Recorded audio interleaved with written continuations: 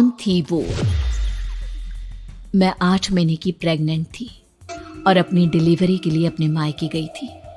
माँ ने मुझे फोन पर बताया, घर के पीछे की तरफ जो खाली जमीन थी ना, वहां पर एक नया कमरा बनवा लिया है।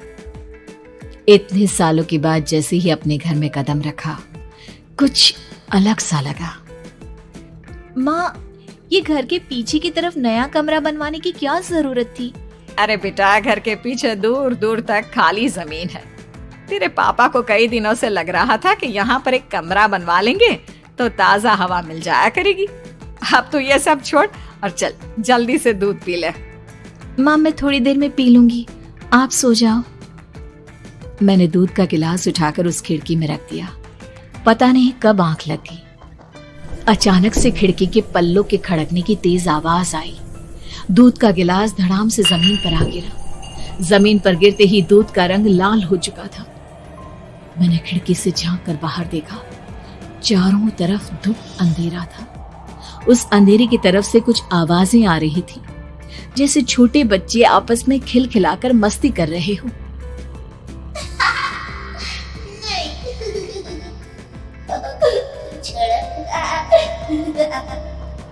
इतनी रात को इतने घनघोर अंधेरे में बच्चों की आवाज कैसे आ रही है? घड़ी में वक्त देखा तो ठीक 12 बजे थे। देखकर मैं सन्न रह गई। बुरी आत्माओं और भूतों की कई कहानियां मैं सुन चुकी थी। वक्त भी कुछ ऐसा ही था। ऊपर से मैं प्रेग्नेंट। सुना था कि ऐसे वक्त में अक्सर बुरी आत्माएं औरतों का पीछा करती है, तो क्या मेरे पीछे भी? पसीने से तरबतर बड़ी मुश्किल से, जैसे कांपते हाथों से मैंने उस खिड़की को बंद किया। जल्दी से जल्दी उस कमरे से बाहर निकलकर माँ के पास जाने के बारे में सोचा, लेकिन जैसे ही दरवाजे की तरफ पलटी, लगा कोई साया हवा की स्पीड से दरवाजे के सामने से गुजर गया। मेरे गले में अटक कर रह गई। मैं जोर से चीख कर माँ को बुलाना चाहती थी, लेकिन वो आवाज खुद मेरे कानों तक नहीं पहुंच पा रही थी। तो माँ तक कैसे पहुंचती?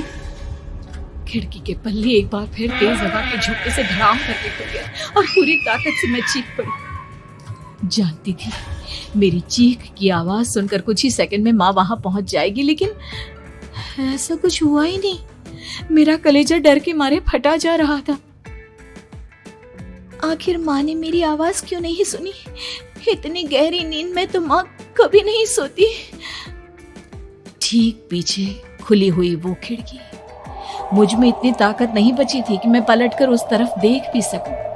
हवा का एक सनसनाता हुआ झोंका उसी वक्त मेरे कानों से आकर टकराया। लगा जैसे किसी ने दबी हुई आवाज में धीरे से मुझसे कहा, चली जाओ यहाँ से। मैंने दोनों हाथ अपने कानों पर रख लिए और एक बार फिर ताकत लगाकर जोर से चीखने की कोशिश की।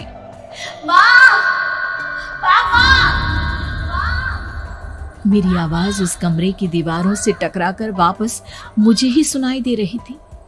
जितनी ताकत के साथ मैंने चीखने की कोशिश की थी, कुछ ही देर बाद उससे कहीं ज्यादा तेज और दर्दनाक चीख मुझे सुनाई देने लगी। ये आवाज ठीक मेरे पीछे खिड़की से आ रही थी। वो आवाज मेरे कानों में पिघलते हुए लोहे की तरह गिर रही थी। उन आवाजों में हैवानियत थी। वो आवाजें किसी इंसान की नहीं है, इतना मैं समझ चुकी थी। कांप रहे हाथों से मैंने अंधेरे में कुछ ढूंढने की कोशिश की। तभी अचानक मेरा हाथ बेड पर रखी टॉर्च पर पड़ा।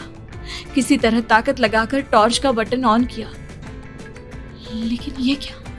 सामने दरवाजे पर 3 छोटी लड़कियां खड़ी हुई थी। उनके हाथ में स्टील के चमचमाते हुए चाकू थे। मैं घबराकर लड़खड़ाई और पीछे की तरफ हटी, लेकिन तब तक वो मेरे पास आ चुकी थी। उनकी गर्दन टेढ़ी थी और उनके हाथों के वो चाकू मेरे पेट को निशाना बनाने को तैयार। मैं जोर से चीखी, नहीं, छोड़ दो मेरे बच्चे को, मत मारो, मत मारो, छोड़ दो मेरे बच्चे को। सोनाली, क्या हुआ बेटा? तू इतनी डरी हुई क्यों है? उठ बेटा, क्या हुआ? हड़बड़ाकर मैंने अपनी आंखें खोली। देखा तो दिन निकल आया था माँ मुझे जगा रही थी। मेरा चेहरा पूरा पसीने से लथपथ था। क्या हुआ बेटा, तुमने कोई बुरा सपना देखा क्या? मैं अभी तक अपने पूरे होश में नहीं थी। वो मेरे बच्चे को मार देगी माँ। वो लड़की मेरे बच्चे को।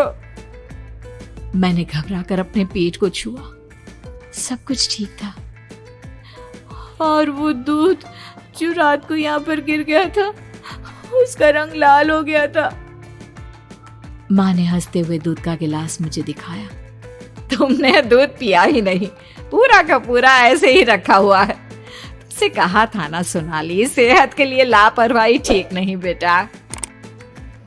लेकिन मैंने तो सब कुछ अपनी खुली आंखों से देखा था। ये सपना कैसे हो सकता है?